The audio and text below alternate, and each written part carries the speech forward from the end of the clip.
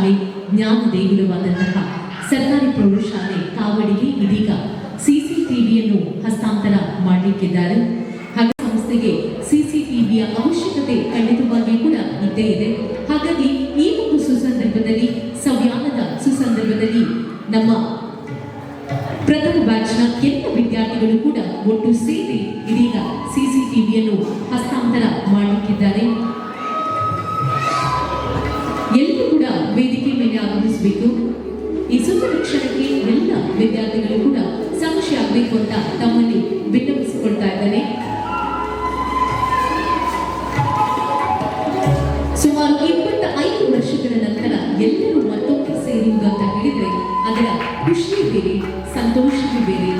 ಆ ದಿನದಂದು ಆಟ ಆಡಿದಂತಹ ಮೈದಾನ ಆಗಿರ್ಬೋದು, ತರಗತಿಯಲ್ಲಿ ಮಾಡಿದಂತಹ ಕೀಟನೆಗಳಾಗಿರ್ಬೋದು, ಪ್ರತಿಯೊಂದು ಶಿಕ್ಷಕರಿಂದ ಪಡೆದಂತಹ ಜೀವನ ಮೌಲ್ಯಗಳಾಗಿರ್ಬೋದು, ಅದೇ ರೀತಿಯಾಗಿ ಪ್ರತಿಯೊಂದು ಶಿಕ್ಷಕರ ಪಾಠಗಳು ಆಗಿರ್ಬೋದು, ಖಂಡಿತವಾಗಿ ಕೂಡ ಇವತ್ತಿನ ದಿನದಲ್ಲಿ ನಾವೆಲ್ಲರ ಕಣ್ಣೆದುರಿಗೆ ಬರುತ್ತದೆ. ಹಾಗಾಗಿ ಈ ಸುಸಂದರ್ಭದಲ್ಲಿ ಶಾಲೆಗೆ ಬೇಕಾಗುವಂತಹ ಅಗತ್ಯ ಸಲಕರಣೆಯಾದಂತಹ ಸಿಸಿಟಿವಿಯನ್ನು ಹಸ್ತಾಂತರ ಮಾಡ್ತಾ ಇದ್ದಾರೆ ನಮ್ಮೆಲ್ಲರ ಪ್ರಥಮ ಬ್ಯಾಚ್ನ ವಿದ್ಯಾರ್ಥಿಗಳು. ಈ ಒಂದು ಸಂದರ್ಭದಲ್ಲಿ ಇಡೀ ಒಂದು ಪ್ರಥಮ, ಅದೇ ರೀತಿಯಾಗಿ ಶ್ರೀಯುತ ಉಮೇಶ್ ಶೆಟ್ಟಿ, ಶ್ರೀಯುತ ನರಸಿಂಹ ಮಧ್ಯಸ್ಥ, ಶ್ರೀಯುತ ಜ್ಞಾನೇಶ್ವರ್, ಶ್ರೀಯುತ ರಾಜ್ಕುಮಾರ್ ಜಿ ನಾಯಕ್, ಶ್ರೀಯುತ ಆನಂದ್ ತಾವೆಲ್ಲರೂ ಕೂಡ ಸನ್ಮಾನ ಪೀಠವನ್ನು ಅಲಂಕರಿಸಿಕೊಳ್ಬೇಕು ಅಂತ ತಮ್ಮಲ್ಲಿ ವಿನ್ನವಿಸಿಕೊಳ್ತಾ ಇದ್ದಾರೆ.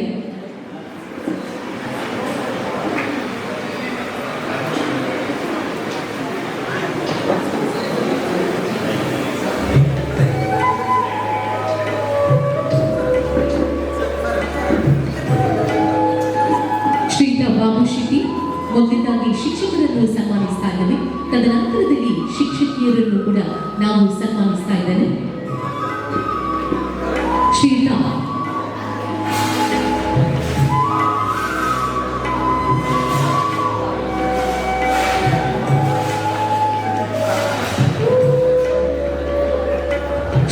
ಬಾಬು ಶೆಟ್ಟಿ, ಶ್ರೀಯುತ ಉಮೇಶ್ ಶೆಟ್ಟಿ, ಶ್ರೀಯುತ ನರಸಿಂಹ ಮಧ್ಯಸ್ಥ, ಶ್ರೀಯುತ ಜ್ಞಾನೇಶ್ವರ್, ಶ್ರೀಯುತ ರಾಜ್ಕುಮಾರ್ ಜಿ ನಾಯಕ್, ಅದೇ ರೀತಿಯಾಗಿ ಶ್ರೀಯುತ ಆನಂದ್. ಮೊದಲಿಗೆ ಶಿಕ್ಷಕರಿಗೆ ಸನ್ಮಾನವನ್ನು ಮಾಡುವಂತಹ ಹೊತ್ತು.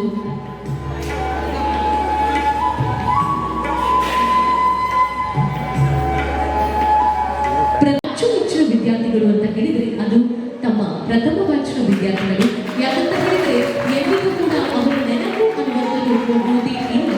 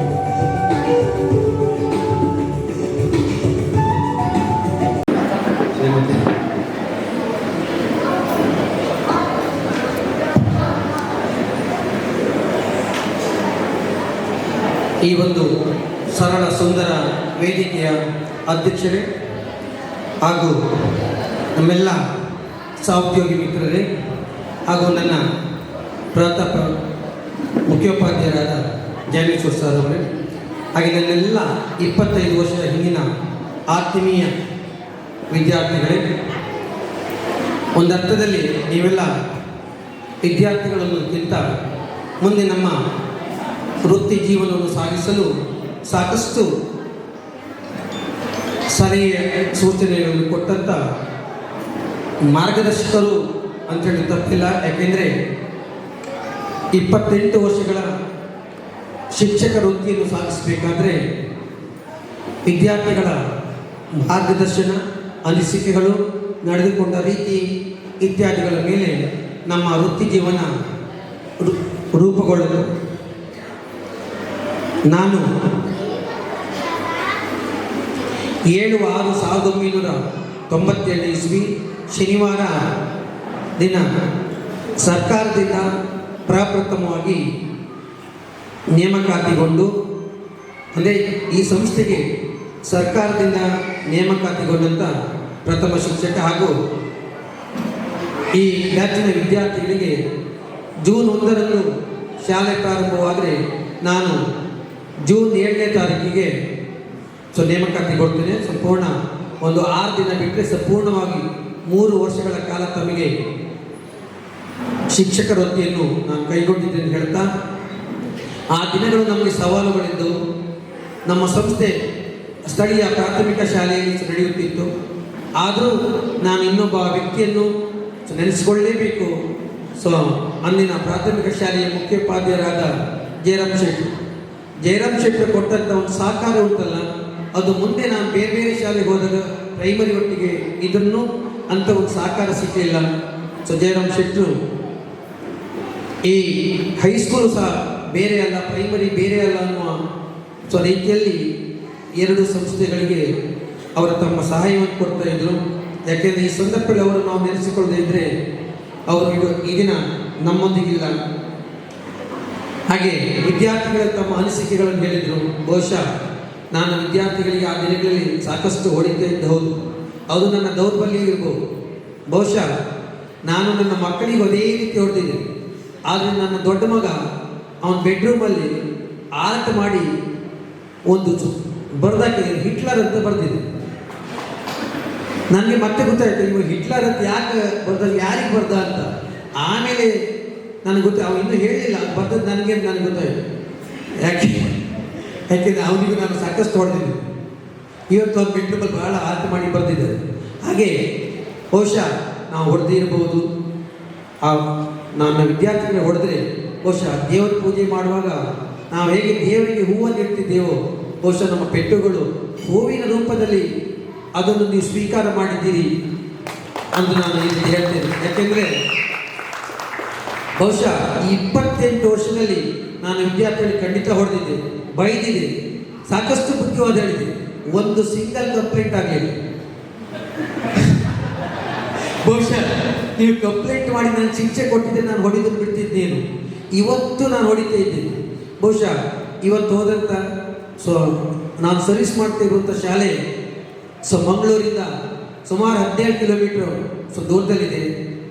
ಅಲ್ಲಿ ಸಾಧಾರಣ 213 ಮಕ್ಕಳಿದ್ರೆ 197 ಮುಸ್ಲಿಂ ವಿದ್ಯಾರ್ಥಿಗಳಿದ್ದಾರೆ. ಸಾಧಾರಣ ಮಾತು ಕೇಳುವುದಿಲ್ಲ. ಅಲ್ಲಿ ಕನ್ನಡ ಶಬ್ದಗಳು ನಮ್ಮ ಕಿವಿ ಮೇಲೆ ಬೀಳುವುದಿಲ್ಲ. ಅಲ್ಲಿ ಬ್ಯಾರಿ, ತುಳು ಮತ್ತು ಮಲಯಾಳಂ, ಯಾಕೆ ಕೇರಳ ಗಡಿಭಾಗದಲ್ಲಿ ನಾನಿವತ್ತು ಸರ್ವಿಸ್ ಮಾಡ್ತಿದ್ದೇನೆ. ಆ ಮಕ್ಕಳು ಖಂಡಿತ ಇನ್ನೊಂದು ನಮ್ಮ ಇಲ್ಲಿಯ ಕಲ್ಚರಿಗೂ ಅಲ್ಲಿಯ ಕಲ್ಚರಿಗೂ ಎಂಟೈರ್ ಡಿಫರೆಂಟ್. ನಾನು ನನ್ನ ಕುಂದಾಪುರ ಲ್ಯಾಂಗ್ವೇಜನ್ನು ಮಾತಾಡೋದನ್ನು ಎಲ್ಲಿಯೂ ಬಿಡಲಿಲ್ಲ. ಆ ಮಕ್ಕಳು ನನ್ನನ್ನು ಅನುಕರಣೆ ಮಾಡಿ ಒಂದೊಂದು ಅವ್ರು ಹೇಳ್ತಾರೆ. ಅಂದರೆ ಇಲ್ಲಿಯ ಲ್ಯಾಂಗ್ವೇಜನ್ನು ನಾನು ಶುದ್ಧ ಕನ್ನಡ ಮಾತಾಡೋದಿಲ್ಲ. ಎಲ್ಲಿ ಹೋದರೂ ನಮ್ಮ ಕುಂದಾಪುರ ಕನ್ನಡ, ನಮ್ಮ ಕುಂದಾಪುರ ಲ್ಯಾಂಗ್ವೇಜನ್ನು ನಾನು ಬಳಸ್ತೇನೆ. ಅಲ್ಲಿ ಈಗ ಮುಖ್ಯೋಪಾಧ್ಯಾಯರು ನಾನು ಈ ದಿನ ಹೇಳಿದ್ದೆ, ನನ್ನ ಅಸಿಸ್ಟೆಂಟ್ ಟೀಚರ್ಸ್ಗೆ ಹೇಳಿದೆ, ಈ ದಿನ ನನಗೆ ಮಧ್ಯೆ ನಿಮಗೆ ಏನೂ ಫೋನ್ ಮಾಡಬೇಡಿ, ಡಿಪಾರ್ಟ್ಮೆಂಟಿಂದೆಲ್ಲ ಫೋನ್ ಬರುತ್ತೆ, ಅದು ಕಳಿಸಿ ಫೋನ್ ಮಾಡಬೇಡಿ. ಇವತ್ತು ನನ್ನ ಆತ್ಮೀಯ ವಿದ್ಯಾರ್ಥಿಗಳು, ನಮ್ಮ ವೃತ್ತಿ ಜೀವನವನ್ನು ನಡೆಸಿಕೊಟ್ಟಂಥ ವಿದ್ಯಾರ್ಥಿಗಳಿಗೆ ಒಂದಿನ ನಾನು ಇರಬೇಕಂತ ಹೇಳಿದೆ. ಮತ್ತು ನನ್ನ ಹೆಂಡತಿ ಹತ್ರ ಸಹ ಹೇಳಿ ಬಂದಿದೆ. ಆದರೂ ಅವಳು 11ವರೆಗೆ ಒಂದು ಫೋನ್ ಮಾಡಿ ಆಯಿತು. ಏನೋ ಸಮಸ್ಯೆ ಐತೆ ಅಂತ ನಾನು ಹೇಳಿ ಮತ್ತೆ ಮಾತಾಡ್ತೇನೆ ಅಂತ ಹೇಳಿದೆ. ಹಾಗೆ ಎಲ್ಲ ವಿದ್ಯಾರ್ಥಿಗಳ ನಿಮ್ಮ ಎಲ್ಲ ಸಲಹೆ ಸೂಚನೆ ಖಂಡಿತಕ್ಕೂ ನನಗೆ ತುಂಬ ಸಂತೋಷ ಇತ್ತು. ಸಮಯ ಅಭಾವ ಇತ್ತು ಅಂತ ಹೇಳ್ತಾರೆ, ಆದರೂ ನಾನು ಈ ದಿನ ಮಾತಾಡ್ತಿದ್ರೆ ಅದು ನನಗೆ ಮತ್ತೆ ದುಃಖ ಆಗ್ತದೆ. ಯಾಕೆಂದರೆ ನೀವು ಬೇರೆ ಯಾರಲ್ಲ, ನಮ್ಮ ವೃತ್ತಿ ಜೀವನದ ಮೊದಲ ಬೆಚ್ಚಿನ ವಿದ್ಯಾರ್ಥಿಗಳು. ಕೆಲವೊಂದು ನೆನಪುಗಳು ನಾವು ಈ 8ನೇ ಕ್ಲಾಸ್, ನೀವೆಲ್ಲ 8ನೇ ಕ್ಲಾಸ್ ಇರುವಾಗಲೇ ನಾವು ಮೈಸೂರು ಪ್ರವಾಸವನ್ನು ಕೈಗೊಂಡಿದ್ದೀವಿ. ಆವಾಗ ನಿಮ್ಮ ಹತ್ರ ನಾವು 275 ರೂಪಾಯಿ, ಇವತ್ತು ನೆನ್ಪಟ್ಟು 275 ರೂಪಾಯಿ ತಗೊಂಡಿದ್ದೇವೆ. ಹೀಗೆ ನಾವು 2 ಸ್ಟ್ಯಾಂಡರ್ಡ್ ವ್ಯಾನ್ ಮಾಡಿ ಬೇಲೂರು ಹಳೆಬೀಡುಗಳ ಮೂಲಕ ಹೋಗ್ತೀವಿ. ಮುಂದೆ ಇರುವ ಸ್ಟ್ಯಾಂಡರ್ಡ್ ವ್ಯಾನಲ್ಲಿ ನಾನು ಮತ್ತು ಹುಡುಗರು ನಾವು ವಿದ್ಯಾರ್ಥಿಗಳಿದ್ದವು. ಈ ಆಗುಂಬೆ ಘಾಟಿಯಲ್ಲಿ ನಮ್ಮ ಸುಕುಮಾರ್ ಉದ್ರಿ ಹೋಗ್ಬಿಟ್ಟು, ಯಾಕೆ ಬಾಗಿಲು ಹತ್ರ ಇದ್ದವು. ಬಹುಶಃ ಆ ಸ್ಟ್ಯಾಂಡರ್ಡ್ ಬಾಗಿಲು ಓಪನ್ ಐತಿ, ಇದ್ರೆ ಬಿದ್ದು ಬಿಟ್ಟು. ನಮ್ಗೆ ಗೊತ್ತಿಲ್ಲ, ಅದರಷ್ಟಿಗೆ ಬಾಗಿಲು ಓಪನ್ ಆಗಿ ಕ್ಲೋಸ್ ಆಯ್ತು. ಹಿಂದೆ ನಮ್ಮ ಸಂಜು ಮಾಸ್ಟರ್ ಮತ್ತು ನಮ್ಮ ನಾಗರತ್ನ ಟೀಚರ್ ಇನ್ನೊಂದು ಸ್ಟ್ಯಾಂಡರ್ಡ್ ವ್ಯಾನಲ್ಲಿ ಇದ್ರು. ಅವ್ರು ಬರುವಾಗ ಅವ್ರು ಹರಿಸ್ಕೊಂಡು ಬಂದರು. ಮತ್ತೆ ಬೇಲೂರು ಹತ್ರ ಬಂದು ವಿಷಯ ಹೇಳು, ಹೀಗಾಗಿತ್ತು, ಬಿದ್ದೋದನ್ನು ನಾವು ಎತ್ಕೊಂಡು ಬಂದಿದ್ದೇವೆ. ಆದರೆ ಬಹುಶಃ ಇಲ್ಲಿ ಬಂದು ನನ್ನ ವಿದ್ಯಾರ್ಥಿಗಳು ಯಾರು ಅದನ್ನು ಇಲ್ಲಿ ಯಾರಿಗೂ ಹೇಳಲಿಲ್ಲ. ಹೇಳಿದರೆ ಮತ್ತೆ ಪೇರೆಂಟ್ಸ್ ಮತ್ತೆ ನಮಗೆ ಟೂರ್ ಮಾಡಲಿ, ಪ್ರವಾಸ ಮಾಡಲಿ ಬಿಡುವುದಿಲ್ಲ, ಶಿಕ್ಷಕರ ಅಜಾಗರೂಕತೆ ಹೇಳಿ ಹೇಳ್ತಾರೆ. ನಾವಾದರೂ ಹೇಳ್ತೇವೆ, ಯಾಕೆಂದರೆ ಮಕ್ಕಳ ಬಗ್ಗೆ ಅಷ್ಟು ಈ ಶಿಕ್ಷಕರಿಗೆ ಕಾಳಜಿ ಇಲ್ಲ. ನೀವು ಮೊನ್ನೆ ಮುರುಡೇಶ್ವರದಲ್ಲಿ ಆದ ಘಟನೆ ನಿಮ್ಗೆ ಗೊತ್ತಿದೆ, ಏನೇ ಇರಲಿ. ಹಾಗೆ ಮತ್ತೆ KRS ಮತ್ತೊಂದು ಘಟನೆ ಆಯಿತು, ಇಲ್ಲ ನೆನಪಿರ್ಬೋದು. ನಮ್ಮ ಹುಡುಗಿಯವರಿಗೆ ಸ್ವಲ್ಪ ತೊಂದರೆ ಆಯಿತು. ಆವಾಗ ನನಗೆ ಪಕ್ಕನೇ ಒಂದು ಕ್ಲಾಶ್ ಆಯ್ತು ಅಂತ ಹೇಳಿದ್ರೆ ನಾನೇನು ಮಾಡ್ತೀನಿ, ಆ ಗ್ರಿಲ್ಸ್ ಸೈಡಿಗೆಲ್ಲ ನಮ್ಮ ಹೆಣ್ಮಕ್ಳನ್ನು ಸಾಲಾಗಿ ನಿಲ್ಲಿಸಿದೆ. ಅದಕ್ಕೆ ಪ್ಯಾರಲಲ್ ಆಗಿ ನಮ್ಮ ಹುಡುಗರನ್ನೆಲ್ಲ ಕೈ ಹಿಡಿದು ನಿಲ್ಲಿಸಿದೆ. ಆವಾಗ ನಮಗೆ ಅಲ್ಲಿ ಕರ್ಕೊಂಡು ಬರ್ಲಿಕ್ಕಾಯ್ತು. ನನಗೆ ಭಾಳ ಕಷ್ಟ ಆಯ್ತು. ಯಾಕೆಂದರೆ ನಾಗರತ್ನ ಮೇಡಮ್ ನಮ್ಮೊಟ್ಟಿಗೆ ಬರಲಿಲ್ಲ. ಸಂಜು ಮಾಸ್ಟರ್ 2 ಮಕ್ಕಳು ಕರ್ಕೊಂಡು ಬಂದಿದ್ರು, ಅವ್ರ ಮಕ್ಕಳು ಅವರೆಲ್ಲ ಅಲ್ಲೇ ಕೂತ್ಕೊಂಡಿದ್ರು. ಇಷ್ಟು ಮಕ್ಕಳನ್ನ ಕರ್ಕೊಂಡು ನಾನೊಬ್ಬನೇ ಬರ್ತಾ ಇದ್ದೆ. ನನಗೆ ಭಯ ಆಯಿತು. ಅಲ್ಲಿ ಈಗ ಸೆಕ್ಯೂರಿಟಿ ಭಾಳ ಚೆನ್ನಾಗಿದೆ, ಯಾವುದೇ ಇಲ್ಲ. ಆವಾಗ 92ರಲ್ಲಿ ಅಲ್ಲಿ ಸೆಕ್ಯೂರಿಟಿ ಒಳ್ಳೆ ಇಲ್ಲ. ಅಲ್ಲಿ ಸ್ಥಳೀಯ ಪೋಲಿಗಳಿದ್ರು, ಹೆಣ್ಣು ಮಕ್ಕಳಿಗೆ ತೊಂದರೆ ಮಾಡ್ತಿದ್ರು. ಆ ದಿನ ನಾನು ತಪ್ಪಿಸ್ಕೊಂಡು ಬಂದಿಲ್ಲ ಹಬ್ಬ ಅಂತೇಳಿ. ನನಗೆ ಮತ್ತೆ ಈ ಪ್ರವಾಸ ಹೋಗುವಾಗ ಈ ವರ್ಷ ನಾವು ಉತ್ತರ ಕರ್ನಾಟಕ ಮಕ್ಕಳೆಲ್ಲ ಕರ್ಕೊಂಡು ಹೋಗಿದ್ದೇವೆ. ಆ ಪಾಠ ಉಂಟಲ್ಲ, ಮತ್ತೆ ಪ್ರವಾಸ ಮಾಡುವಾಗ, ಪ್ರತಿ ವರ್ಷ ನಾವು ಪ್ರವಾಸ ಮಾಡುವಾಗ ಎಚ್ಚರಿಕೆಯಿಂದ ಎಚ್ಚರಿಕೆ ಹೆಜ್ಜೆಗಳನ್ನು ಇಡಲಿಕ್ಕೆ ಎಲ್ಲ ಸಹಾಯ ಆಯಿತು. ಹಾಗೆ ನೀವೆಲ್ಲ ಬದುಕಿನ ಉದ್ದಕ್ಕೂ ಸಾಕಷ್ಟು ನೋವು ನಲಿವುಗಳು ಅನುಭವಿಸಿದ್ರಿ. ಖಂಡಿತ ಎಲ್ಲರಿಗೂ ಇದೆ, ನಿಮಗೂ ಇದೆ, ನಮಗೂ ಇದೆ, ಮುಂದೆ ಇರುವ ಎಲ್ಲರಿಗೂ ಇರುತ್ತೆ. ಮುಂದೆ ಇರುವವರಿಗೂ ಇರುತ್ತೆ, ಇವತ್ತಿದ್ದವರಿಗೂ ನಾಳೆ ಇರುತ್ತೆ. ಇದೆಲ್ಲ ಹೊಸತೇನಲ್ಲ. 3 ಜನಕ್ಕೆ ಮಾತ್ರ ಈ ಸಮಸ್ಯೆಗಳು ಬರಲಿ, ಅದು ಅವರಿಗೂ ಬಂದಿದೆ, ನಿಮ್ಗೆ ಗೊತ್ತಿದೆ. ಕಾರ್ಕಳ ಮತ್ತು ಧರ್ಮಸ್ಥಳ ಮತ್ತು ಶ್ರವಣಬೆಳಗೊಳ 3 ಜನ ಇದ್ದಾರೆ. ಅವರಿಗೆ ಸಮಸ್ಯೆಗಳು ಬರಲಿಕ್ಕಿಲ್ಲ ಬಹುಶಃ. ಮತ್ತೆ ನೀವೆಲ್ಲ ಏನಾದರೂ ಸಮಸ್ಯೆಗಳು ಬಂದಿದ್ದರೆ ಯಾರು ಎದುರ್ಕೊಳ್ಬೇಕಂತಿಲ್ಲ. ಹೆದರಿಕೆಯನ್ನು ಬಿಟ್ಟು ಬಿಡಬೇಕು, ಭಯವನ್ನೇ ಬಿಟ್ಟು ಬಿಡಬೇಕು. ಇದೆಲ್ಲ ಮನುಷ್ಯ ಜೀವನ ಸಹಜವಾದ ಏರುಪೇರು, ಮೇಲೆ ಕೆಳಗೆ, ಹಿಂದೆ ಮುಂದೆ, ಎಡ ಬಲ, ಇದು ಹಾಗೆ ಆಗತ್ತೆ. ಅಯ್ಯೋ ಏನು ನಮಗೇನೋ ತೊಂದರೆ, ಪ್ರಪಂಚವೇ ಇದ್ದ ಹಾಗೆ. ನಾವೇನು ಮಾಡಬೇಕಂತಿಲ್ಲ, ಸಂಬಂಧ ಬರುತ್ತೆ, ಹೆದರ್ಕೊಳ್ಬೇಕಂತಿಲ್ಲ. ಧೈರ್ಯ ಏನು ಸರ್ವತ್ರ ಸಾಧನ, ಹೆದರ್ಕೊಳ್ಬಾರ್ದು, ಹೆಜ್ಜೆ ಇಡಬೇಕು. ಸೋಲು ಗೆಲುವು, ಸೋಲಿನ ರುಚಿ ಇಲ್ಲದೆ ಏನು ಗೆಲುವಿನ ರುಚಿ ಗೊತ್ತಾಗಲ್ಲ. ಯಾರೋ ಮತ್ತೊಬ್ಬರು ಫೋನ್ ಮಾಡ್ತಾ ಇದ್ದಾರೆ, ಹಾಗೆ ಹಾಗೆ ಇದೆಲ್ಲ ಜೀವನಾನುಭವಗಳು. ಇನ್ನು ನೀವು ಮಧ್ಯ ವಯಸ್ಸಲ್ಲಿದ್ದೀರಿ, 40ರ ಆಸುಪಾಸಿನಲ್ಲಿ. ಇನ್ನಷ್ಟು ನಿಮಗೆ ವಯಸ್ಸು ನಮಗೆಲ್ಲ ನಮಗೆ 56 ಆಯಿತು, ಇನ್ನು 4 ವರ್ಷ ಇರೋದು. ಆದರೆ ನೀವು 40ರ ಆಚೆ ಈಚೆ ಇದ್ದೀರಿ, ಇನ್ನೂ ನಿಮಗೆ ಸಾಮರ್ಥ್ಯ ಇದೆ. ನಿಮ್ಮ ಮಕ್ಕಳನ್ನು ಹಾಗೆ ನೀವು ಸೊಸೈಟಿಯಲ್ಲಿ ಉತ್ತಮ ಸಮಾಜವನ್ನು ನಿರ್ಮಾಣ ಮಾಡಬೇಕು. ಅದೇ ನಮ್ಮ ಕೆಲಸ. ಉತ್ತಮ ಸಮಾಜದಲ್ಲಿ ಆದರ್ಶ ಪ್ರಜೆಗಳಾಗಿ ನನಗೆ ಹೆಮ್ಮೆ ಇದೆ. ನನ್ನ ಪ್ರಥಮ ಬ್ಯಾಚಿನ ವಿದ್ಯಾರ್ಥಿಗಳು ಉತ್ತಮ ಆದರ್ಶ ವಿದ್ಯಾರ್ಥಿಗಳನ್ನು ಈ ಸಮಾಜಕ್ಕೆ ಕೊಡುಗೆಯಾಗಿ ನಾವು ಕೊಟ್ಟಿದ್ದೇವಲ್ಲ, ಅದಕ್ಕಿಂತ ಸಂತೋಷ ಇಲ್ಲ. ಬಹುಶಃ ನೀವೆಲ್ಲ ಎಂಥ ದೊಡ್ಡ ವ್ಯಕ್ತಿಗಳಾದರೂ ನಾವು ನಿಮಗೆಲ್ಲ ಏಕವಚನದಲ್ಲೇ ಮಾಡೋದು. ನನ್ನ ಸ್ಟೂಡೆಂಟ್ಸ್ ಇದಕ್ಕಿಂತ ಬರೋ ನಾನು ಬಿಕ್ಕಲಕಟ್ಟೆಯಲ್ಲಿ ಕೆಲಸ ಮಾಡ್ತಿದ್ದೆ. ಅಲ್ಲಿ ಒಬ್ಬಳು ನನ್ನ ಸ್ಟೂಡೆಂಟ್ಸ್ ಒಬ್ಬಳು ಅಸಿಸ್ಟೆಂಟ್ ಡೈರೆಕ್ಟರ್ ಆಗಿದ್ದು ಅವಳಿದ್ರು. ಅವಳ ಆಫೀಸ್ ಹೋಗಿ ನಾನು ಏಕವಚನದಲ್ಲೇ ಮಾತಾಡಿ, ಯಾಕೆಂದ್ರೆ ಹೋದಾಗ ಅವ್ರು ಕೊಡುವಂಥ ಗೌರವ ಬಹುಶಃ ಇದು ಯಾರಿಗೂ ಸಿಗ್ಲಿಕ್ಕಿಲ್ಲ. ಈ 25 ವರ್ಷಗಳ ನಂತರ ಜೊತೆಯಾಗೋದು ನೋಡಿ, ಈ ವಿದ್ಯಾರ್ಥಿ ಜೀವನ ಈ ಶಿಕ್ಷಕರಿಗೆ ಸಿಗುವ ಸೌಭಾಗ್ಯ ಬಿಟ್ಟರೆ ಬೇರೆ ಯಾವ ಡಿಪಾರ್ಟ್ಮೆಂಟ್ಗೂ ಸಿಗೋದಿಲ್ಲ. ಹಾಗೆ ನೀವೆಲ್ಲ ಈ ಕಾರ್ಯಕ್ರಮವನ್ನು ಬಹಳ ಅಚ್ಚುಕಟ್ಟಾಗಿ, ಬಹಳ ಯಶಸ್ವಿಯಾಗಿ ಇದನ್ನು ಮಾಡಿ ಬಹಳ ಖುಷಿ ಆಯಿತು, ಬಹಳ ಚಂದವಾಗಿ. ಬಹುಶಃ ಇದಕ್ಕಿಂತ ನಮ್ಮ ದೇರಳಕಟ್ಟೆಯಲ್ಲಿ ಈ ವರ್ಷವನ್ನು ಕಾರ್ಯಕ್ರಮ ಮಾಡಿದ್ರು, ಅವರು ಈ ರೀತಿಯಾಗಿ ವ್ಯವಸ್ಥಿತವಾಗಿ ಮಾಡಲಿಲ್ಲ. ಬಹಳಷ್ಟು ಚೆನ್ನಾಗಿ ವ್ಯವಸ್ಥಿತವಾಗಿ ಮಾಡಿರಿ. ಇನ್ನಷ್ಟು ನಿಮ್ಮ ನಿಮ್ಮ ಜೀವನ ಸಫಲತೆಯನ್ನು ಕಾಣಬೇಕು, ಇನ್ನಷ್ಟು ನೀವು ಎದ್ದು ನಿಲ್ಲಬೇಕು, ನೀವು ಸಮಾಜದಲ್ಲಿ ಮುಖ್ಯ ವ್ಯಕ್ತಿಗಳಾಗಿ ಬಾಳಬೇಕು. ಅದಕ್ಕಾಗಿ ಇನ್ನೂ ಆಗ್ತದೆ. ಸೊ ನೀವು ಎಲ್ಲರಿಗೂ ನೋಡಿ, ಅವನೊಟ್ಟಿಗೆ ಹೋಗಬೇಡ ಅನ್ನೋಕ್ಕಿಂತ ಅವನೊಟ್ಟಿಗೆ ಹೋಗು ಅವಳೊಟ್ಟಿಗೆ ಹೋಗು ಅನ್ನೋ ಇಷ್ಟೇ ಸಣ್ಣ ಮಾತು ಹೇಳಿಸ್ಕೊಂಡ್ರೆ ಅದಕ್ಕಿಂತ ಖುಷಿಯಾದ ವಿಚಾರಗಳು ಇನ್ನೊಂದಿಲ್ಲ. ಹಾಗೆ ಇನ್ನೊಂದು ಕೇಂದ್ರ ಇಲ್ಲಿ ಒಂದು ಸ್ವಲ್ಪ ನಮಗೆ ಯಾಕಂದರೆ ಇಲ್ಲಿ ತಿಂಡಿ ಕೊಡೋದು ಪ್ಲಾಸ್ಟಿಕ್ ಚಮಚ ಕೊಟ್ಟಿದ್ದೀನಿ. ನಾನು ಪ್ಲಾಸ್ಟಿಕ್ ವಿರೋಧಿ, ಪ್ಲಾಸ್ಟಿಕನ್ನು ಬಳಸಲೇಬಾರ್ದು ಅಂತ ಅದರ ತುಂಬ ವಿರೋಧಿ. ಹಾಗೆ ಇನ್ನೊಂದೆಂತ ಈ ಪ್ಲಾಸ್ಟಿಕ್ ಬಾಟಲ್ ನೀರು ಕೊಟ್ಟಿದ್ದೀನಿ. ಮುಂದಿನ ದಿನಗಳಲ್ಲಿ ಖಂಡಿತಕ್ಕೂ ಬಳಸಬಾರ್ದು. ಸೊ ಮುಂದಿನ ದಿನಗಳಲ್ಲಿ ಈ ಕ್ಯಾನ್ಸರ್ ಹೆಚ್ಚಾಗಬೇಕಾದ್ರೆ ಮುಖ್ಯ ಕಾರಣ ನಮ್ಮ ಪ್ಲಾಸ್ಟಿಕ್. ಇದನ್ನು ಸುಡುವುದರಿಂದ, ಇದನ್ನು ಯಥೇಚ್ಛವಾಗಿ ಬಳಸೋದ್ರಿಂದ, ಇದರಲ್ಲಿ ನೀರನ್ನು ಕುಡಿಯೋದ್ರಿಂದ ಇದರೆಲ್ಲ ಸಾಕಷ್ಟು ಅನಾಹುತಗಳಾಗುತ್ತೆ. ಇದರ ಮಟ್ಟಿಗೆ ಈ ಪ್ಲಾಸ್ಟಿಕ್ ಬಗ್ಗೆ ನೀವು ಸಮರಸ ಆಗಬೇಕು, ಅಥವಾ ಸಮಾಜದಲ್ಲಿರುವ ಅಂಕುಡೊಂಕುಗಳ ಬಗ್ಗೆ ನೀವು ಎದ್ದು ನಿಲ್ಲಬೇಕು. ನೀವು ಸಣ್ಣ ಮಟ್ಟದಲ್ಲಿ ಬೇಕಾದ ಕಾರ್ಯಕ್ರಮ ಮಾಡಿ. ಸೊ ಇದನ್ನೆಲ್ಲ ನೀವು ಮಾಡಿ ನೀವು ಸಮಾಜದಲ್ಲಿ ಒಂದು ಶಕ್ತಿಯಾಗಿ ಇನ್ನೂ ಬೆಳೆಯಿರಿ, ಇನ್ನು ಬೆಳೆಯುವವರಿಗೆ ನೀವು ಅವಕಾಶ ಕೊಡಿ ಅಂತ ಹೇಳ್ತಾ ಅವಕಾಶಕ್ಕೆ ಒಂದಿಸ್ತಾ ನನ್ನ ಮಾತುಗಳು ಮುಗಿಸ್ತೇನೆ. ವಂದನೆಗಳು. ಜೈ ಹಿಂದ್.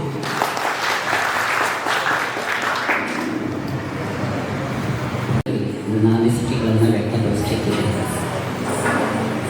ಮೊದಲನೇದಾಗಿ ನಮ್ಮ ಸರ್ಕಾರಿ ಪ್ರೌಢಶಾಲೆ ಕಾವಡಿಯ ಈ ಮೊದಲ ಬ್ಯಾಚಿನ ವಿದ್ಯಾರ್ಥಿಗಳು ಇವತ್ತು ಈ ಸವಿಯಾನವನ್ನು ಹಮ್ಮಿಕೊಂಡು ಆದಷ್ಟು ಹೆಚ್ಚಿನ ವಿದ್ಯಾರ್ಥಿಗಳು, ಅವರ ಸ್ನೇಹಿತರು, ಸಹಪಾಠಿಗಳು ಒಟ್ಟಾಗುವಂತೆ ಮಾಡಿ ನಿಮಗೆ ವಿದ್ಯಾರ್ಥನೆ ಮಾಡಿದ ನಮ್ಮನ್ನೆಲ್ಲ ಕರೆದು ಗುರುತಿಸಿದ್ದೀರಾ. ಹಾಗಾಗಿ ನನ್ನ ಎಲ್ಲ ಅಂದಿನ ವಿದ್ಯಾರ್ಥಿಗಳಿಗೆ ನಿಮಗೆ ನಾನು ಪ್ರಪ್ರಥಮವಾಗಿ ಅಭಿನಂದನೆಗಳನ್ನು ಸಲ್ಲಿಸ್ತೇನೆ.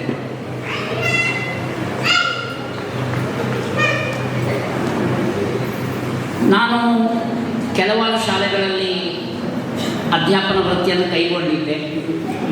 ನನಗೆ ಈಗಲೂ ನೆನಪಾಗ್ತದೆ, ಕ್ರಿಶ್ಚಿಯನ್ ಹೈಸ್ಕೂಲ್ನಲ್ಲಿ ನಾನು ಕನ್ನಡ ನನಗೆ ಎಕ್ಸಾಮಿನೇಷನ್ ಪಾಠ ಇದ್ದಿತ್ತು. ನನಗೆ 5 ನಿಮಿಷ ಪಾಠ ಮಾಡಲಿಕ್ಕೆ ನನಗೆ ಆ ಮಕ್ಕಳು ಅವಕಾಶ ಕೊಡಲಿಲ್ಲ.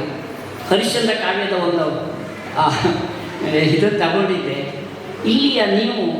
ಇಲ್ಲಿಯ ವಿದ್ಯಾರ್ಥಿಗಳು ನೀವು ಅಷ್ಟು ಒಂದು ಅಬಿಡಿಯಂಟ್ ಸ್ಟೂಡೆಂಟ್ಸ್ ಅಂತ ಖಂಡಿತವಾಗಿ ನಾನು ಹೇಳ್ತೇನೆ.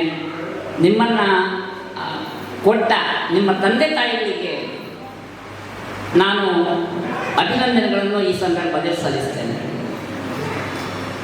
23 ವರ್ಷಗಳ ಕಾಲ ಪ್ರಾಥಮಿಕ ಶಾಲೆಗಳಲ್ಲಿ ಕೆಲಸ ಮಾಡಿದಂಥ ನಾನು ಪ್ರಮೋಷನ್ ಬಂತು, ಬಡ್ತಿ ಬಂತು. ನಾನು ಸರ್ಕಾರಿ ಜೂನಿಯರ್ ಕಾಲೇಜ್ ಉಡುಪಿ ಕೇಳಿದ್ದೆ, ಆರ್ಡರು ಆಗಿತ್ತು. ನನಗೆ ಕಾವಡಿಯಲ್ಲಿ ಪೋಸ್ಟ್ ಇದೆ ಬನ್ನಿ ಅಲ್ಲ ಯಾಕೆ ಅಂತ ಕೇಳಿದರು ಚಂದ್ರಶೇಖರ್ ಶೆಟ್ಟರು ಮತ್ತು ಶಿವರಾಮ್ ಶೆಟ್ಟರು. ಆಮೇಲೆ ನೋಡುವಾಗ ಹೌದು ಕಾವಡಿಯಲ್ಲಿ ಇತ್ತಂತೇನೆ. ಆಮೇಲೆ ನಾನು ಅದನ್ನು ಕ್ಯಾನ್ಸಲ್ ಮಾಡಿಸ್ಕೊಂಡು ನಾನು ಇಲ್ಲಿಗೆ ಬಂದೆ. ನನ್ನ ನೆರೆಯ ಗ್ರಾಮ, ನಾನು ಕಾರ್ಕಳದವನೇ. ಇಲ್ಲಿ ಬಂದಾಗ ನನಗೆ ಗೊತ್ತಾಯಿತು, ನಾನು ಬರುವಾಗ ಸಂಜೀವ್ ಶೆಟ್ಟರು ಡೆಪ್ಯುಟೇಷನ್ನಲ್ಲಿದ್ದರು, ಬಾಬು ಶೆಟ್ಟರು ರೆಗ್ಯುಲರ್ ಮ್ಯಾಥ್ಸ್ ಟೀಚರ್ ಆಗಿದ್ದರು. ಆಮೇಲೆ ನಾನು ಬಂದು ಸೇರಿಕೊಂಡೆ. ನಾನು ಬರುವಾಗ ನೀವೆಲ್ಲ 9ನೇ ತರಗತಿಯಲ್ಲಿದ್ರಿ. 1 ವರ್ಷ ಕಳೆದಿತ್ತು ಶಾಲೆಗೆ. 9ನೇ ತರಗತಿಯಲ್ಲಿದ್ರಿ. ಆಗ ನಾನು ಇಂಗ್ಲೀಷನ್ನು ನಿಮಗೆ ಮಾಡಬೇಕಾಯಿತು. ಈಗಾಗಲೇ ಬಾಬು ಶೆಟ್ಟರು ಹೇಳಿದ ಹಾಗೆ ನನಗೆ ಬಹುಶಃ ಹೆಸರು ಅದಕ್ಕೆ ಇಟ್ಟಿದ್ದಾರೋ ಏನೋ ನರಸಿಂಹ ಅಂತ. ಈಗ ನಾನು ಸ್ವಲ್ಪ ಲಕ್ಷ್ಮೀ ನರಸಿಂಹ ಆಗಿದ್ದೆ. ನನ್ನ ಅಧ್ಯಾಪನದ ಜೀವನದ ಉದ್ದಕ್ಕೂ ನಾನು ತುಂಬ ಕೋಪಿಷ್ಠನಾಗಿದ್ದೆ. ಆದರೆ ನನ್ನಲ್ಲಿ ಸದುದ್ದೇಶ ಇತ್ತು, ನನ್ನ ಮಕ್ಕಳು ಮುಂದೆ ಒಳ್ಳೆಯ ಪ್ರಜೆಗಳಾಗಬೇಕು, ಚೆನ್ನಾಗಿ ಕಲಿಬೇಕು, ಒಳ್ಳೆಯ ಅಂಕ ಗಳಿಸಬೇಕು. ಅಂಕ ಗಳಿಸುವುದು ಒಂದೇ ಗುರಿಯಲ್ಲ, ಇದು ನನ್ನ ಉದ್ದೇಶ. ಮತ್ತು ನೀವೆಲ್ಲ ಕಂಡುಕೊಂಡಿದ್ದೀರಾ, ನನಗೆ ಯಾವ ಭೇದ ಭಾವವೂ ಇಲ್ಲ. ಹೆಣ್ಣು ಗಂಡು ಎಲ್ಲ ಒಂದೇ, ನಮಗೆ ಶ್ರೀಮಂತ ಬಡವ ಎಲ್ಲ ಒಂದೇ. ನನ್ನ ಹತ್ರ ಪ್ರಾಮಾಣಿಕವಾಗಿ ನಾನು ಹೇಳ್ತಾ ಇದ್ದೇನೆ, ನನ್ನ ಹತ್ರ ಯಾವ ಭೇದ ಭಾವವೂ ನಾನು ತೋರಿಸಿದವನಲ್ಲ. ನನ್ನ 40 ವರ್ಷದ ಸರ್ವೀಸ್ ಮಾಡಿ 2015ರಲ್ಲಿ ಇದೇ ಪ್ರೌಢಶಾಲೆಯಲ್ಲಿ ನಾನು ನಿವೃತ್ತನಾಗಿದ್ದೇನೆ. 2 ಹೆಣ್ಣು ಮಕ್ಕಳ ತಂದೆ ನಾನು. ಇಬ್ಬರು ಬರ್ತಿದ್ರು. ದೊಡ್ಡವಳು ಬೆಂಗಳೂರಿಗೆ ಹೋಗಿದ್ಲು. ಇವಳಿಗೆ ನಾಚಿಕೆ ಆಗ್ತಾರಂತೆ, ಬಾ ಅಂತ ತುಂಬ ಒತ್ತಾಯ ಮಾಡಿದೆ, ಬರಲಿಲ್ಲ. ಅದೇನೇ ಇರಲಿ. ಈಗ ನಾನು ನೆಮ್ಮದಿಯ ಜೀವನ ನಡೆಸ್ತಾ ಇದ್ದೇನೆ. ರಿಟೈರ್ ಆದಮೇಲೆ ಒಂದು 6 ವರ್ಷಗಳ ಕಾಲ ಋಗ್ವೇದವನ್ನು ಅಧ್ಯಯನ ಮಾಡಿದೆ. ಈಗ ನಾನು ಪೌರೋಹಿತ್ಯ ವೃತ್ತಿಯನ್ನು ಅವಲಂಬಿಸ್ತಾ ಇದ್ದೇನೆ. ಏನೇ ಆಗಲಿ, ನಿಮಗೆಲ್ಲ ದೇವರು ಆಯುಸ್ಸು, ಆರೋಗ್ಯ, ಐಶ್ವರ್ಯ, ನೆಮ್ಮದಿಯ ಜೀವನವನ್ನು ಕೊಡಲಿ. ಸಮಾಜಕ್ಕೆ ನಿಮ್ಮಿಂದ ಉಪಯೋಗಿ ಕೆಲಸಗಳು ಆಗಲಿ ಅಂತ ಹೇಳ್ತಾ, ಅವಕಾಶಕ್ಕಾಗಿ ವಂದಿಸುತ್ತಾ ನನ್ನ 2 ಮಾತುಗಳನ್ನು ಮುಗಿಸ್ತೇನೆ. ಜೈ ಹಿಂದ್. ಕೊಡ್ತಾ ಇದ್ದೇನೆ.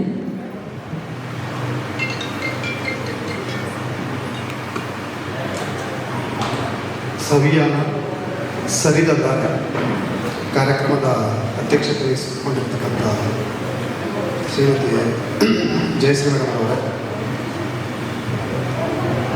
ನಾನು ಮುಖ್ಯೋಪಾಧ್ಯಾಯನಾಗಿರ್ತಕ್ಕಂಥ ಸಮಯದಲ್ಲಿ ಸಹ ಶಿಕ್ಷಕರಾಗಿರ್ತಕ್ಕಂಥ ಎಲ್ಲ ನಮ್ಮ ಅಂದಿನ ಸಹೋದ್ಯೋಗಿ ಮಿತ್ರರೇ, ನಾನು ಸರ್ವೀಸ್ಗೆ ಜಾಯಿನ್ ಆದಮೇಲೆ ಪ್ರಪ್ರಥಮ SSLC ಬ್ಯಾಚಿನ ಆತ್ಮೀಯ ವಿದ್ಯಾರ್ಥಿಗಳ ತುಂಬ ಸಂತೋಷ ಆಗ್ತಿದೆ. ಮೇ 3, 1999 ನಾನು ಸೇವೆಗೆ ಸೇರಿರ್ತಕ್ಕಂಥ ದಿನಾಂಕ ಸೋಮವಾರ ಅವತ್ತು ಶಾಲೆನ ಹುಡುಕೊಂಡು ಬಂದೆ. ಬೀಗ ಹಾಕಿತ್ತು. ಯಾರೋ ಹೇಳಿದ್ರು, ಬಾಬು ಮಾಸ್ಟ್ರು ಅಲ್ಲಿ ಕಂಪ್ಯೂಟರ್ ಟ್ರೈನಿಂಗ್ನಲ್ಲಿದ್ದಾರೆ, ಸಾಗರಕಟ್ಟೆ ಅಲ್ಲಿ ಅಂತಿದ್ರು. ಅಲ್ಲಿ ಹೋದೆ. ಅವ್ರು ಸಿಕ್ಕರು, ಬಂದರು, ಜಾಯಿನ್ ಮಾಡಿಸಿದ್ರು. ಪುಣ್ಯಾತ್ಮರು ಚಾವಿ ಕೈಯಲ್ಲಿ ಕೊಟ್ಟು ಮಾಯ ಆಗ್ಬಿಟ್ಟು ನೋಡ್ಕೊಳ್ರಿ ಮುಂದಿನ ಕಥೆಯಲ್ಲಿ. ನನಗೆ ಏನು ಮಾಡಬೇಕು, ಏನು ಮಾಡಬಾರ್ದು ಅಂತ ಏನೂ ಗೊತ್ತಿಲ್ಲ. ಬಿಟ್ಟು ಹೊರಟುಬಿಟ್ರು, ಮುಗಿದ ಕತೆ ಅಂತೇಳಿ. ಅವತ್ತು ಇಡೀ ದಿವಸ ಮಧ್ಯಾಹ್ನ ತನಕ ಇದ್ದೆ. BO ಆಫೀಸ್ಗೆ ಹೋದೆ, ಅಲ್ಲೆಲ್ಲ ಜಾಯ್ನ್ ಮಾಡ್ಕೊಂಡು ಮತ್ತೆ ವಾಪಸ್ ಹೋದೆ. ಮೇ 10ರಿಂದ ಒಂದು 3 ತಿಂಗಳು ಟ್ರೈನಿಂಗ್ ಅಂತೇಳಿ ಬಂತು. ಇಲ್ಲೇ ಮಂಗಳೂರಲ್ಲಿ ಒಂದು 3 ಮಂತ್ಸ್ ಟ್ರೈನಿಂಗ್ ಆಯಿತು. ನೆಕ್ಸ್ಟ್ ಬಂದಿದ್ದೆ ಆಗಸ್ಟ್ 10 ಅಥವಾ 11 ಅನಿಸುತ್ತೆ, 99 ಆಗಸ್ಟ್ 10 ಅಥವಾ 11ಕ್ಕೆ ಬಂದೆ. ಬಂದ ಮೇಲೆ ಇನ್ನೇನು ನಂದು ಸೋಷಿಯಲ್ ಸೈನ್ಸ್ ಸಬ್ಜೆಕ್ಟ್ ಮಧ್ಯಸ್ಥರಿತ್ತು. ಬಟ್ ಆದರೂ ಪಾಠ ಮಾಡಬೇಕಲ್ಲ. ಇತಿಹಾಸ ಚರಿತ್ರೆಯನ್ನು ನಾನು ತಗೊಂಡೆ. ನೆನಪಿರ್ಬೋದು, ನಿಮಗೆ ನೆನಪಿದೆಯಲ್ಲ, ನನಗೆ ಚೆನ್ನಾಗಿ ನೆನಪಿದೆ. ಪ್ರಥಮ ಸ್ವಾತಂತ್ರ್ಯ ಸಂಗ್ರಾಮ, ಸಿಪಾಯಿ ದಂಗೆ ಅಂತಕ್ಕಂಥದ್ದು ಫಸ್ಟ್ ಟೀಚ್ ಮಾಡಿರ್ತಕ್ಕಂಥದ್ದು ನಿಮಗೆ ನಾನು. ಇನ್ನು ಹೊಸದು ಒಂದಿಷ್ಟು ಟಿಪ್ಪಣಿ ಮಾಡ್ಕೊಂಡು ಟೀಚ್ ಮಾಡಿದೆ. ಹುಡುಗರಿಗೆ ಯಾರಿಗೂ ಅರ್ಥ ಆಗಲಿಲ್ಲ. ಮಧ್ಯದಲ್ಲಿ ಸುಮಾರು ಜನ ಪ್ರಶ್ನೆ ಕೇಳಿದರು. ಅವಾಗ ನನಗೆ, ಸರ್ ನೀವು ತುಂಬ ಫಾಸ್ಟಾಗಿ ಮಾಡ್ತೀರಾ, ಅರ್ಥ ಆಗಲಿಲ್ಲ ಸರ್, ಅರ್ಥ ಆಗಲಿಲ್ಲ ಅಂತ. ಮತ್ತೆ ಪುನಃ ಪಾಠ ಮಾಡಿದೆ. ಅಲ್ಲಿಂದ ಬಂತು ಅರ್ಧವರ್ಷ ಅಂತಂದೇಳಿ. ಅಷ್ಟೊತ್ತಿಗೆಲ್ಲ ಈ BO ಆಫೀಸ್ಗೆ, DDP ಆಫೀಸ್ಗೆ ಓಡಾಡ್ತಿರ್ತಕ್ಕಂಥ ಇದರಲ್ಲಿ ಎಲ್ಲರೂ ನನ್ನ ಪ್ರಶ್ನೆ ಮಾಡೋರು. ಮಾಸ್ಟರ್ ಮಕ್ಕಳೇ ಹೇಗೆ, SSLC ರಿಸಲ್ಟ್ ಹೇಗೆ ಬರ್ಬೋದು, ಹೇಗೆ ಅನ್ನೋದು. ನನಗೆ ಏನು ಎಲ್ಲ ಹೀಗೆ ಕೇಳ್ತಾರಲ್ಲ, ಹೇಗೆ ಅಂತಂತೇಳಿ ಪಾಠ ಮಾಡ್ತೀವಿ, ರಿಸಲ್ಟ್ ಬರುತ್ತೆ, ಅದರಲ್ಲಿ ಏನಿದೆ ವಿಶೇಷತೆ ಅಂದ್ಕೊಂಡೆ. ರಿಸಲ್ಟ್ ಬಂತು. ಇಬ್ಬರೇನೋ ಫೇಲ್ ಆದರು, ಮೋಸ್ಟ್ಲಿ ಇಬ್ಬರೇನೋ ಫೇಲ್ ಆದರು. ಅದೆಲ್ಲ ಫೇಲ್ ಅಲ್ಲ, ಡಿಟೈಲ್ಡ್ ಆಗಿತ್ತು ಅಷ್ಟೇ. ಡಿಟೈಲ್ಡ್ ಆಗಿತ್ತು. ಪುನಃ ಅವ್ರದ್ದು ಪಾಸ್ ಆಯಿತು. 70% ರಿಸಲ್ಟ್ ಆಯಿತು. ಉಡುಪಿ ತುಂಬ ಕಾವಡಿ ಹೆಸರು ಅಂತ ಅಲ್ಲಿಂದ ಚಾಲು ಆಯಿತು. ಎಲ್ಲೋದ್ರೂ ಗುರುತಿಸಿ ಕೇಳೋಲ್ಲ, ಏನು ಮಾರಾಯ ನಿಮ್ಮ ಶಾಲೆ 70% ಅಂತ ರಿಸಲ್ಟು ಹಾಗೆ ಹೀಗೆ ಅಂತಂತೇಳಿ. ಜಯಪ್ರಕಾಶ್ ಮಿನಿಸ್ಟರ್ ಆಗಿದ್ರು, ಅವರೂ ಗುರುತಿಸಿದ್ರು. ಮತ್ತೊಬ್ಬರು ಜಿಲ್ಲಾ ಪಂಚಾಯತ್ ಅಧ್ಯಕ್ಷರಾಗಿದ್ದರು, ಹೆಸರು ಮತ್ತಿರೋದು ಹೆಸರು ಗೊತ್ತಿಲ್ಲ. ಅಶೋಕ್ ಕುಮಾರ್ ಹೆಗಡೆಯವರು. ಅವರು ಯಾರೋ ಒಂದ್ಸರಿ ಹೇಳಿದ್ರು. ಅವಾಗಿನ್ನೂ ಇಬ್ಬರದ್ದು ರಿಸಲ್ಟ್ ಬಂದಿರಲಿಲ್ಲ. ಅವ್ರಿಬ್ಬರದ್ದು ಯಾಕೆ ಫೇಲ್ ಆಗಿ ಮಾಸ್ಟರ್ ಅಂತ ಕೇಳಿದ್ರು. ಅಂತಂದ್ರೆ ಅವಾಗ ಆಮೇಲೆ ಅವ್ರದ್ದೂ ಬಂತು. ತಾವೆಲ್ಲರೂ ಕೂಡ ಎಲ್ಲ ಶಿಕ್ಷಕರು ಗುರುತಿಸಿ ಮಾತಾಡಿದ್ರಿ. ಅದರಲ್ಲಿ ನನಗೊಂದು ಅಸೂಯೆ. ಯಾಕೆ ಅಂದರೆ, ಸರ್ವೇ ಸಾಮಾನ್ಯವಾಗಿ ಸಹ ಶಿಕ್ಷಕರಾಗಲಿ ಅಥವಾ ವಿದ್ಯಾರ್ಥಿಗಳಾಗಲಿ ಹೆಡ್ ಮಾಸ್ಟರ್ನ ಯಾರು ಇಚ್ಛೆ ಪಡಲ್ಲ. ಹೆಡ್ ಮಾಸ್ಟರ್ನ ಯಾರು ಹೆಚ್ಚೆ ಪಡೋಲ್ಲ, ಅರ್ಥ ಆಯ್ತಾ? ಇರಲಿ, ಅದೊಂದು ಕಡೆ ನಾನು ಸುಮ್ಮನೆ ಕ್ಯಾಶುವಲಾಗಿ ಹೇಳಿದೆ ಅದನ್ನು. ಪಾಠ ಮಾಡ್ಲಿಕ್ಕೆ ನಾನು ಹೆಚ್ಚಿನದಾಗಿ ತೊಡಗೋಸಿಲ್ಲ. ಸಬ್ಜೆಕ್ಟ್ ಟೀಚರ್ಸ್ ಇದ್ದರು, ಹಾಗಾಗಿ ಮಾಡ್ಕೊಳ್ತಾ ಇದ್ರು. ನಾನು ಮಾಡಲೇಬೇಕಾಗಿದ್ದರಿಂದ ಒಂದು ಅದು ಹೇಳಿದ್ರೆ ಚರಿತ್ರೆ ಇತಿಹಾಸ ಭಾಗವನ್ನು ಒಂದು ಅರ್ಧ ಭಾಗ ಅರ್ಧ ವರ್ಷದಲ್ಲಿ ಮಾಡಿದೆ. ಪ್ರಥಮ ಬ್ಯಾಚನ್ನು ಫಸ್ಟ್ ಬಂತು, ಸೆಕೆಂಡ್ ಬ್ಯಾಚ್, ನೆಕ್ಸ್ಟು ಎರಡನೇ ಬ್ಯಾಚನ್ನು ಫಸ್ಟ್ ಬಂತು, ನೆಕ್ಸ್ಟ್ ಮೂರನೇ ಬ್ಯಾಚನ್ನು ಫಸ್ಟ್ ಬಂತು. 2002ರಲ್ಲಿ ಮೂರನೇ ಬ್ಯಾಚನ್ನು ಫಸ್ಟ್ ಬಂತು. ಅಷ್ಟೊತ್ತಾಗಲೇ ನನಗೆ ಟ್ರಾನ್ಸ್ಫರ್ ಆಗಿ ಉಡುಪಿ DDP ಆಫೀಸಿಗೆ ಟ್ರಾನ್ಸ್ಫರ್ ಆಗಿ ಹೋದು. ಅಲ್ಲಿ ಹೋದಾಗ ಸನ್ಮಾನ ಇಟ್ಕೊಂಡಿದ್ರು, ಸೋಮಪ್ಪ ಪೂಜಾರಿ ಬಂದಿದ್ರು. ನಾನು ಶಾಲೆಯಲ್ಲಿ ಇದ್ದಿದ್ರೆ ಚೆನ್ನಾಗಿರ್ತಿತ್ತಲ್ವ, ನನಗೂ ಸನ್ಮಾನ ಸಿಗೋದು, ತಪ್ಪು ಕೆಲಸ ಮಾಡಿಬಿಟ್ಟೆ ಈ ಕಡೆ ಬಂದು ಅನ್ನಿಸ್ತು. 3 ವರ್ಷ ಅಷ್ಟೇ ನಾನು ಶಿಕ್ಷಕನಾಗಿ, ಮುಖ್ಯ ಶಿಕ್ಷಕನಾಗಿ ಸೇವೆ ಸಲ್ಲಿಸಿದ್ದು. ಅದು ನನಗೆ ತೃಪ್ತಿ ಇದೆ. ಎಲ್ಲೋದ್ರೂ ನಾನು ಅದನ್ನು ಹೇಳ್ತಾ ಇರ್ತೀನಿ. ನನ್ನ ಪ್ರಪ್ರಥಮ ಸೇವೆ ಉಡುಪಿನಲ್ಲೇ ಕಾವಡಿ ಸರ್ಕಾರಿ ಪ್ರೌಢಶಾಲೆ. ಬಹುಶಃ ಹೇಳಿದಾಗೆ ನಮ್ಮ ಹಿಂದೂ ಪ್ರಾಥಮಿಕ ಶಾಲೆಯಲ್ಲೇ ಇತ್ತು, ಕಟ್ಟಡದ ಕೊರತೆ ಇತ್ತು. ಅದರಲ್ಲೇ ಅನ್ಸೋರ್ಸ್ಕೊಂಡು ಇದು ಮಾಡಿದ್ವಿ. ನಾನು ಆಚೆ ಹೋದ್ಮೇಲೆ ಶಾಲೆ ಈ ಕಡೆ ಇಲ್ಲಿ ಶಿಫ್ಟ್ ಆಯಿತು.